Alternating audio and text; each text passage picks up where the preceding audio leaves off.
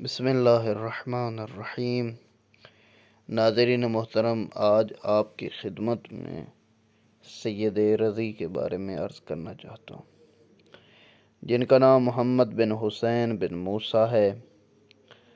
تعارف: محمد بن حسین بن موسیٰ بن محمد بن موسیٰ بن ابراہیم بن امام موسیٰ کاظم علیہ السلام، سید رضی و شریف رضی کے نام سے مشہور، سادات ہاشمی و آل ابی طالب سے تعلق رکھتے ہیں۔ اسی سبب سے انہیں شریف کہا جاتا تھا۔ والد کی طرف سے ان کا سلسلہ نسب 6 واسطوں سے 7ویں امام حضرت موسیٰ کاظم علیہ السلام سے ملتا ہے۔ ان کی والدہ کا سلسلہ نسب 4تھے امام حضرت امام سجاد علیہ السلام تک ملتا ہے۔ ان کے والد ابو احمد حسین بن موسیٰ علوی آل ابی طالب کے علماء اور نقباء میں سے تھے، اور قضاوت و امارات حج ان کے سپرد تھے۔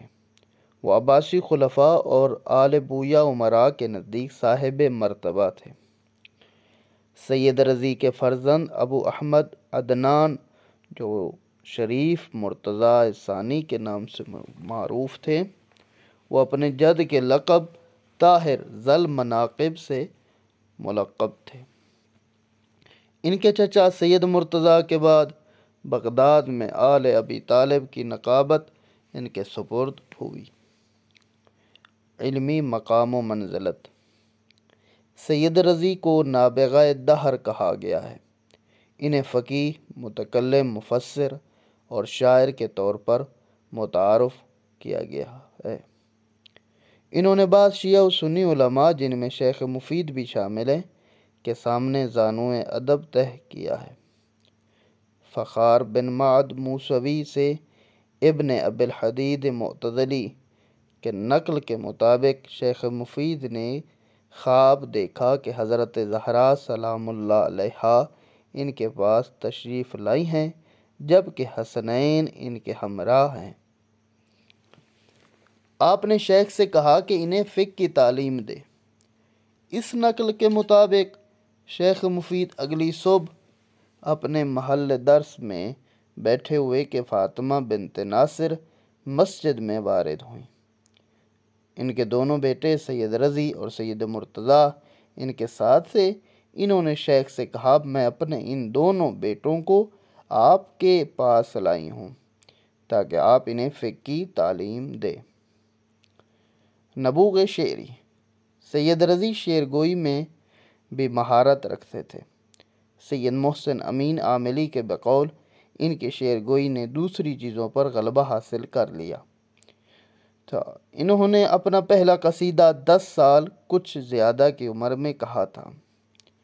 سید رضی کی شعر گوئی کا مقصد علویوں اور آل ابی طالب کی زندگی کو بیان کرنا تھا، یعنی محمد و آل محمد کے بارے میں تھی، جو حق اور قدرت سے محروم تھے۔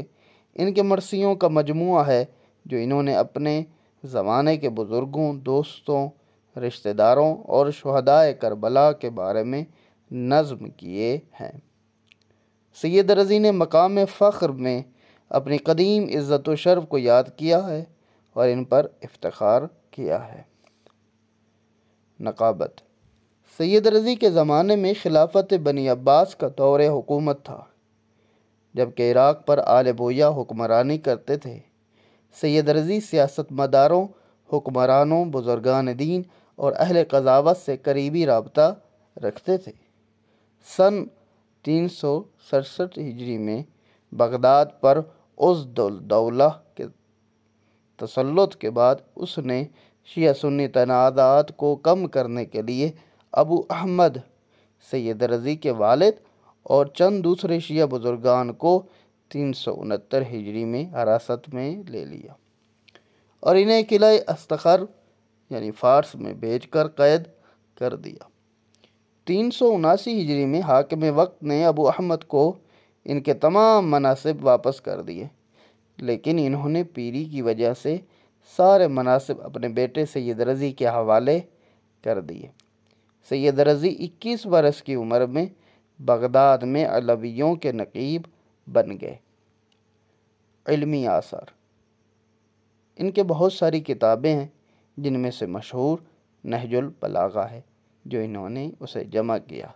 خصائص الائمہ، حقائق التنزیل، مجاز القرآن، دیوان شعر اور الرسائل۔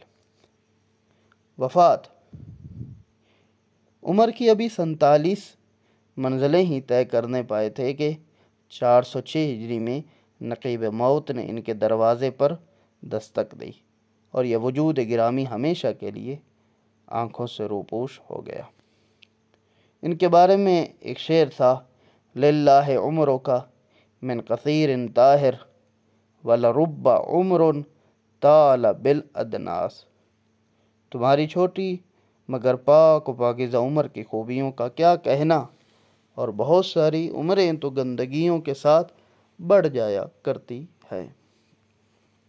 ان کے بڑے بھائی علم الہدیٰ سید مرتضیٰ نے جس وقت یہ روح فرسا منظر دیکھا تو تاب و توانائی نے ان کا ساتھ چھوڑ دیا اور درد و غم کی شدت سے بے قرار ہو کر گھر سے نکل کھڑے ہوئے اور اپنے جد امام موسیٰ کاظم علیہ السلام کے روضہ اطہر پر آ کر بیٹھ گئے۔